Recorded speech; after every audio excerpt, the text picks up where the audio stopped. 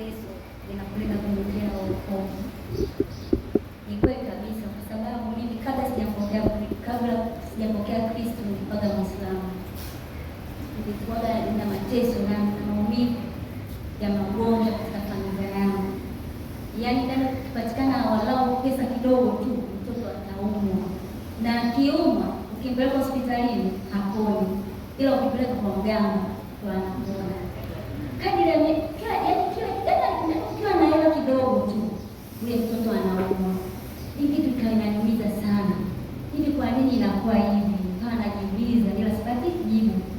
Sasa tukienda kule babu, mara mwisho nikasema mimi leo babu nitamuuliza, kwa nini mtoto wangu akiumwa nikipeleka hospitalini haponi, nikija babu anapona? Una nini? Siku hiyo nikamuuliza yule babu akaniambia, yaani ni hivyo, mtoto akiumwa kwanza leta hapa, alafu ndio kupeleka hospitali. Ukipeleka hospitalini mtoto haponi mpaka ulete hapa. Sasa ile kitu ilikuwa inaniumiza sana, tena sana. Sasa kuna siku nikakaa nikasema, hivi mimi sinasikiaga kwamba Yesu anaponya, Yesu anaponya. Hivi nikichukua hatua kwenda kanisani na mimi nitapona kweli au wanaongeaga tu? Naona nikawa najiuliza kwenye nafsi yangu. Kuna siku sasa nikasikia hapa kuna kongamano. Nikasema ngoja leo tubebe mtoto wangu niende kwenye kongamano. Nikaja hapa kwenye kongamano, nikakaa katika maombi na mahubiri. Ikawa kila siku nakuja mpaka kongamano lilipoisha. Basi kadri siku ninavyokuja naona ya magonjwa yanapungua ndani ya nyumba, hata hela kidogo zinagongana. Na sasa nikasema mtu wangu kweli. Sasa nikasema kama niko kwa vipi, yaani kama vile nataka Ukristo afu narudi tena kwenye Uislamu. Mimi hivi nikizama moja kwa moja kwenye Ukristo, je, nitapona moja kwa moja? Lakini nikawa wengine ananiambia unaweza ukaingia Ukristo na bado mambo yakawa vile vile. Lakini pia nyingine nikasema ngoja, maana kulikuwa hapo kuna mambo ya kuja kuabudu siku ya Alhamisi. Nasema naongea na serikali kipindi hicho, ni bado sijabadili dini, yaani bado ni Muislamu. Nikauliza hapo kwa hiyo serikali unafanyaje? Akasema hapa unakaa ukimya, unamwambia Mungu matatizo yako yote ambayo unayo na Mungu anakutendea. Kweli nilikaja siku ya Alhamisi, nikakaa nikakuta tumepiga goti, wengine wamekaa tu kimya, kila mtu anaongea na Mungu. Na mimi ndo nikamwambia Mungu, mimi sio Mkristo, lakini nimekuja hapa. Kama nitakaa ndani ya miezi mitatu mwanangu aumwe, halafu mshahara hela ya pesa mwezi huu unapokana na mwezi huo mwingine, mimi nitakuja kwako Yesu. Naomba unisaidie kwa hili jamani, na mwezi amini. Yaani mtoto wangu kama sasa hivi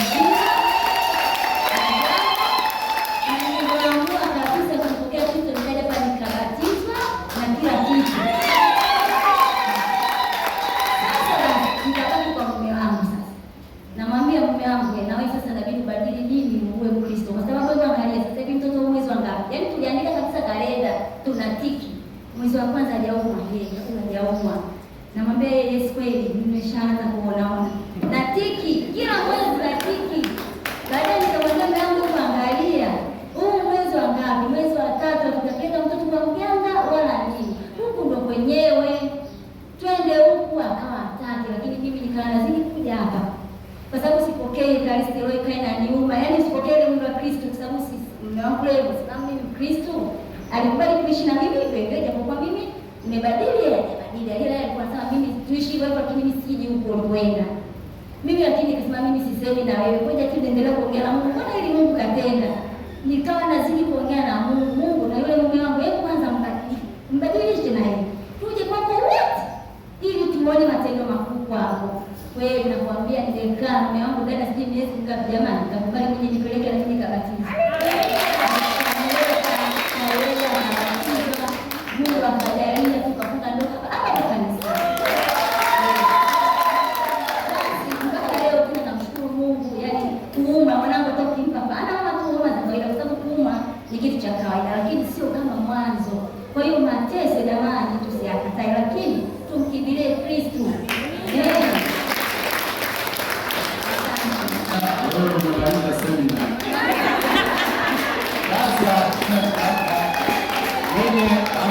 Huyu ameturukisha kwenye ile mada ya pili kuhusu Ekaristi Takatifu. Nilikuwa nimeiweka hivi. nimesema Ekaristi Takatifu, fumbo la upendo wa Yesu kwa wanadamu, na sio fumbo la upendo tu, ni fumbo la wokovu. Kwa hiyo umeshaonja. Mimi ukiniambia kuhusu Ekaristi Takatifu, mimi na ushuhuda mwingine sijaambia, ushuhuda mwingine inatisha. Mimi nisharoho. Nimeroho kabisa. Na huyo alifanya mambo haya, ameenda kwa mashehe, wametengeneza jeneza, nimefungwa mle, wamesoma maneno ya jina langu limeandikwa na nini, nikaenda ikawekwa mahali fulani kwamba atapata ajali na atakufa. Na nilipata ajali 3, nimetoka bila kuchubuka. Nimekuja kujua hiyo baadaye, bila ajali. Mengine hapa siwezi kuongea sana kwa sababu ya hii mitandao. Si. Au usiache kurekodi, sishamaliza.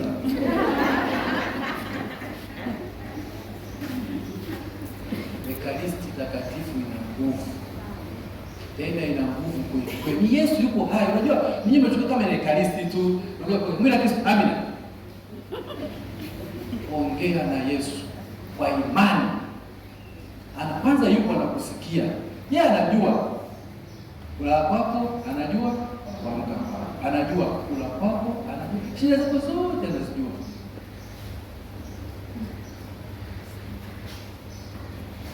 Ndio maana Mariamu alikwenda kupeleka shida za watu wenye sherehe.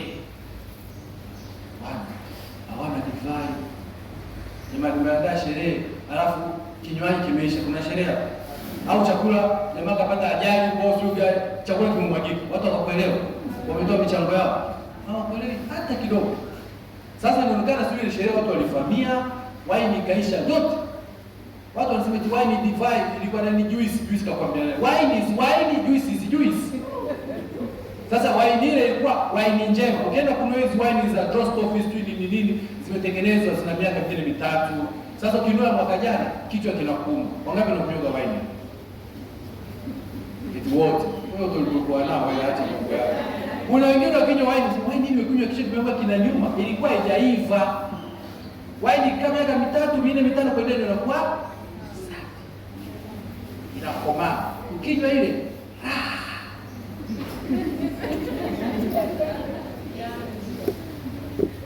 ukinywa sasa Yesu akaambiwa hawana.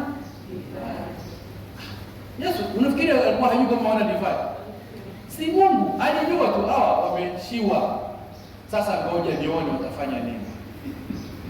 Kuna mtu anamjua Yesu, mama yake kaambia, mwanangu hapa hizi kuniangusha. Huyu si Mungu, anaweza kufanya kitu. Hebu juzi Bikira Maria alijuaje kwamba akimwambia tatizo litakuwa limeisha? Ndio maana ukienda kusali rozari kwa imani, mimi nikitembea, yaani ukiona siku sina rozari, siku ndio kwa nimekunywa konyaki. Hii rozari ikibarikiwa na padri, kiboko cha shetani. Muombe mume wako, muombe watoto wako wasome vizuri. Chukua rozari, piga mafungu yale yote ya mwanga, mafungu ya uchungu, ya furaha, ya utukufu, piga yote yale. Tulia kwa imani, sali salamu Maria. Huko umekusoma salamu ile. Baada nitakupigia na sali rozari. Funga simu, tulia, mbele ya roho ya Bikira Maria, nenda sali rozari hii. It is very powerful. Very powerful. Shetani anaogopa. Sasa Yesu akamwambia, mama, tuna nini mimi nawe? Nani anaweza kuniambia jibu la Bikira Maria lilikuwa ni nini? Hilo Bikira Maria alimwambia waumini wale wananii wenye sherehe, lakini jibu la Bikira Maria kwa Yesu lilikuwa nini? Nawauliza nyinyi wazazi. Mfano, umemtuma mtoto alafu kama mjeuri hataki kufanya, unafanyaje? Acha kumpiga, unafanyaje? Unamkata jicho fulani. Wewe mtoto unachofuata hapa ni bakora, anaenda anafanya. Sasa Yesu alipouliza mama, tuna nini mimi nawe? Mariamu alimwangalia tu. Kwanza baba hapo sikujua. Malaika kaniambia tunapata mimba, mimi sielewi fumbo. Alafu tuna nini mimi nao? Si fumbo la wokovu. Basi mama akutania bwana, baba akatoka. Lolote atakalowaambia fanyeni, afu kaondoka. Yesu akasema, baba basirika kwa jazeni maji. Haya, tekeni mkapelekeni kwa meza. Kamaliza. From water to wine. Wewe kuna kampuni gani inaweza kufanya hivi? Hakuna chakula, zabibu wala nini, wala sijaota. Moja kwa moja. That is the industry of God. Kuna wakati Mungu anaweza kukuwezesha ukafanya mambo ya ajabu mpaka unasema hii imetokea wapi? Mama huyu shahidi. Wewe kumshawishi mwanamume Muislamu abadilini unafikiri mchezo? Mwanaume unamshawishi mpaka anabadili dini. Mama hongera sana. Watu wengine ukiona watu wamekuja mkawachukulia poa, watu wana mambo yao na Mungu, wanahusiana na Mungu wa kipekee. Najua kuna wengine kuna makubwa zaidi. Mimi na ushuhuda. Naona muda unaenda utakuwa utoshi. Na ushuhuda mingi sana. Kuna mama alinifuata. Tena mtu la mume wake. Rafiki zangu sana nikiwa kwa loko Kiruvya. Akasema fadha, huyo jamaa ni injinia, ameoa mke mwema mzuri tu, jamaa ni hela, wamekaa mwaka wa kwanza, wa pili, wa tatu, wa sita, hakuna child, no baby, hakuna baby. Wakao ndio wenyewe baby, no. Akajishirikisha mbele kwa sababu ndio na kutoka kwa wapi? Kwanza nilikuwa sijakwambia, ndio akaniambia. Sawa. Wakati huo nilikuwa nasafiri na kwenda Roma kwenye hija. Israeli, kwenda Egypt, Israeli, Jordan, kwenda Roma.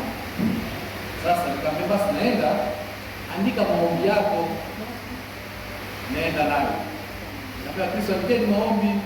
Watu wana roho za mashaka sana. Sasa wakaandika maombi, wakaweka hela. Sasa hela siku zimetumika kuziacha kule huko. Watu mbasho napeleka kule unaweka kwenye mahali fulani. Sasa kufika kule kuna sehemu wale kwenda hija, ushakwenda hija hapa kule Israeli, kuna kanisa moja linaitwa The Milk Church. Yaani sehemu ambapo Bikira Maria kwenye ile bango alipofungua mtoto Yesu, alipokuwa anamnyonyesha, maziwa yake yalianguka chini, lile sehemu ikabadilika ikawa jeupe mpaka leo lipo. Wamejenga kanisa. Sasa watu wakienda pale ni umeacha asili yake, wanammonyoa ule mwamba, watu wamemmonyoa basi sasa wamezuia. Wanaondoka na kiudongo, watu ni washirikina, watu kiudongo. Na mimi nikafanya hivyo.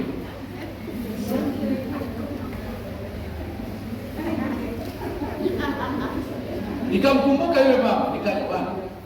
Sasa nimekuletea kitu, nimekuletea hii. Sasa kwa mama, sasa muombe Mungu. Bwana, mimi nimesahau wala sikumbuki. Sikunisikia simu imefaza. Mungu yuko. Mke wangu ana mimba, watoto mapacha 3.